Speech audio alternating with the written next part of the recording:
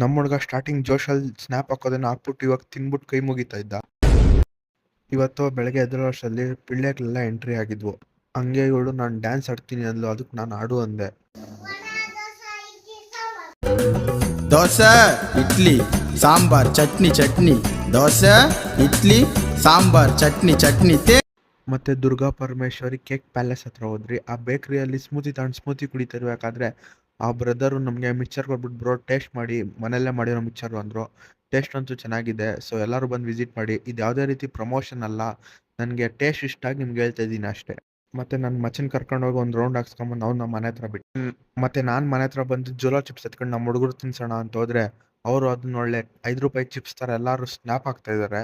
Snap ಹಾಕೋದೇನೋ ಹಾಕ್ತಾರೆ, ಆದರೆ ಕಿತ್ಲಾಡ್ಕೊಂಡು ಹಾಕ್ತಾರೆ ಸ್ನ್ಯಾಪ್ನೂ. ನಮ್ಮ ಹುಡ್ಗ ಸ್ಟಾರ್ಟಿಂಗ್ ಜೋಶಲ್ಲಿ ಸ್ನ್ಯಾಪ್ ಹಾಕೋದನ್ನ ಹಾಕ್ಬಿಟ್ಟು ಇವಾಗ ತಿನ್ಬಿಟ್ಟು ಕೈ ಮುಗಿತಾ ಇದ್ದ.